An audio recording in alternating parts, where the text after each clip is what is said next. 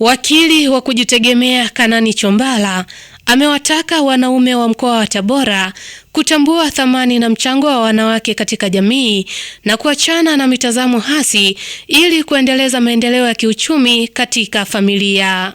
Akizungumza na Radio Tabora FM, Chombala amesema kuwa ni vyema mwanaume kutambua mchango wa mwanamke katika familia, kwani kufanya hivyo ni kutengeneza familia iliyo bora na kuepuka matukio ya unyanyasaji kwa wanawake. Kwa wito wangu ni akina baba, kwanza watambue mchango wa wanawake, lakini pia wathamini utu wa huyu mwanamke, kwamba haiwezekani kwa mwanamke umemtumia miaka 5, miaka 10, unamtaka aondoke mikono mitupu. Anaenda kwa ajili ya maisha yeye. Yaani kila mtu avae viatu, kwamba hivi wewe ungekuwa ndio mwanamke, umekaa kwa mwanaume miaka 10, then ndoa imeisha, ukiondoka mikono mitupu utajisikiaje? Manake hili litaweza kubadili mtazamo wa wanaume, ule mtazamo hasi, na kuwa na mtazamo chanya dhidi ya haki za akina mama.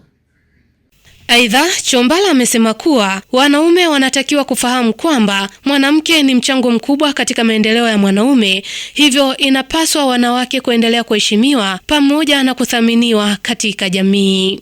Wakina baba wafahamu fika kwamba wanawake ambao ndio wenza wao wanao mchango mkubwa sana kwa kile ambacho wanafanikiwa kukipata, na wakumbuke 90% ya wanaume wengi wamejenga ama wanunua magari ama wamepata mali baada ya kuwa wameoa.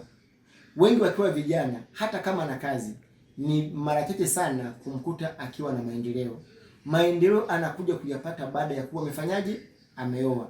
Kwa hiyo unaweza kuona hapa kwamba kuna siri iliyopo ya mafanikio, kwamba kabla hujaoa na baada ya kuoa. Sambamba na hayo, wakili wa kujitegemea Kanani Chombala amewataka wanaume kuacha mitazamo hasi kwa wanawake zao kwa kuwaita majina yasiyofaa wanawake ambao wapo majumbani, kwa kuwaita magolikipa, kwani kufanya hivyo kunaashiria vitendo vya udhalilishaji.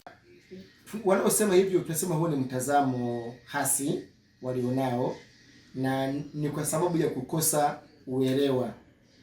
Wito wetu tuwaombe tu akina baba, kwanza wapende kusikiza vipindi vya elimu za sheria na haki za binadamu. Vinarushwa maeneo mbalimbali, radio, television. Unajua jamii iliyo bora inajengwa na sisi wenyewe. Hatujengewi na mtu yeyote. Maisha yaliyo safi, salama na yanayopendeza tunayatengeneza sisi wenyewe.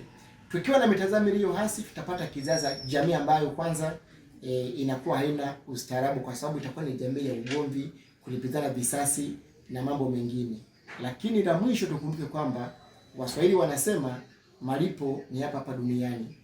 Ukimtendea ubaya huyu mtu mwingine, yale machozi yake yatakurudia wewe kwa namna nyingine, hata kama sio moja kwa moja, lakini kuna namna tu ambavyo utakuja kukumbana na vikwazo na changamoto kwenye maisha.